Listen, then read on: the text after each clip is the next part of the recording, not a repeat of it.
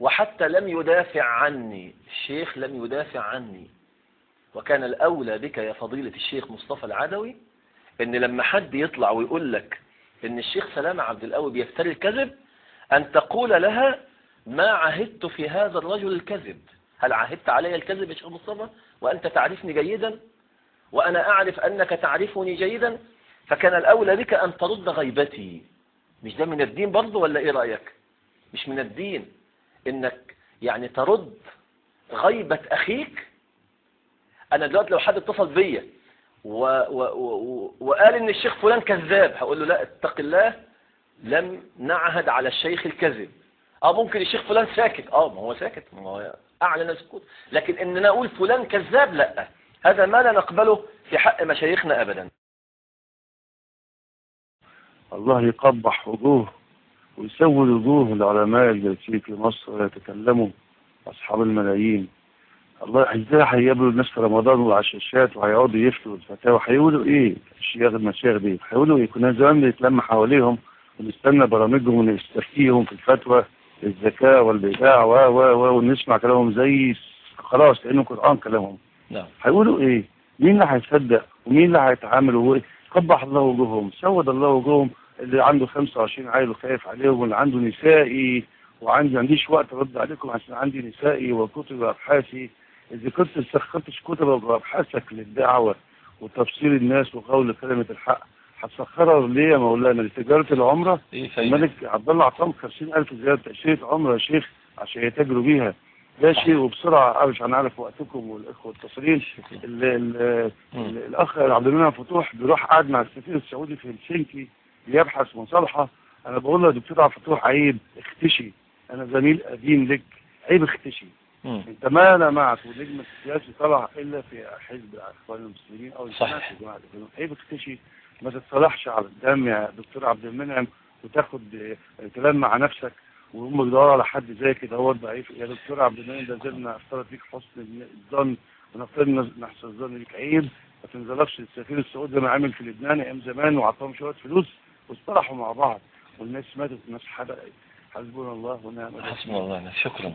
شكرا ليك استاذ. هي حرب واضحة على الدين. تمام. والشيوخ العلماء اللي قاعدين في مصر المؤيدين السيسي احنا ما نستناش منهم حاجة ثاني، انهم خلاص هم حطوا راسهم في الوحل. تمام. هنستنى منهم ايه ثاني؟ عندنا بقى الشيخ محمد حسان، فين هو اللي كان بيطلع وبيخطب في الدوام وعنده شعب كبير؟ ما بيطلعش ليه؟ هتقول لي قنواته مقفولة ولا مفتوحة؟ اقول لك في تليفونات قنوات، يتصل على اي قناة من اللي تزيد دي. لا قنواته على اي مفتوحة. قناة. قنواته مفتوحة. يقول رأيه. قنواته مفتوحة، قناة الرحمة شغالة وكل القنوات شغالة زي الفل. حتى نفترض ان هو في ناس بتقول عليها مقفولة ولا من دول، انا عاوز يطلع يبين من وجهة نظر الناس دي كلها. طيب. كلم. ليه السكوت ده؟ الساقط عن الحق شيطان آخر. والناطق بالباطل شيطان ناطق. جزاك الله خير. ولا قوة إلا بالله. جزاك الله خير.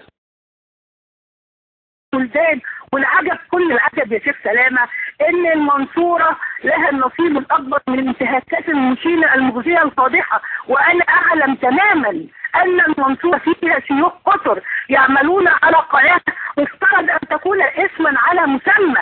اين الرحمة؟ اين الغضب لله؟ بعيدا عن السياسة، بعيدا عن السياسة. اذكرهم من رأى منكم منكرا فليغيروا بيده، فان لم يستطع فبلسانه، فان لم يستطع فبقلبه. وانا بقول يا بنات المنصور يستغيثون من بعد الله ومحمد حسان وحازم حازم شومان. أذكركم بقول الله عز وجل: كنتم خير أمة أخرجت للناس تأمرون بالمعروف وتنهون عن المنكر.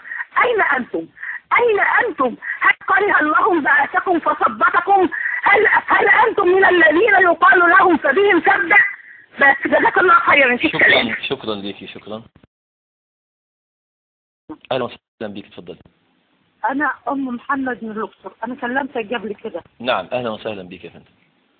وبقول لك العالم الناس دي خلاص. احنا بالنسبه للمشايخ دي يا شيخ سلامه، انا زمان كنت بشوف المشايخ دي كنت بقول الان بخير، بس بعد المشايخ دي ما شفت موقفها يا شيخ سلامه انا خلاص بس ده خير لنا، عشان ما تمسكش بالشيخ واروح اعمل هو الولاء والبراء. لا، عشان هو الولاء والبراء هو الله، ده هو ربنا كده بيطهرنا. الله يفتح عليك. بيطهرنا عشان احنا الناس دي خلاص احنا لينا ربنا سبحانه وتعالى وكان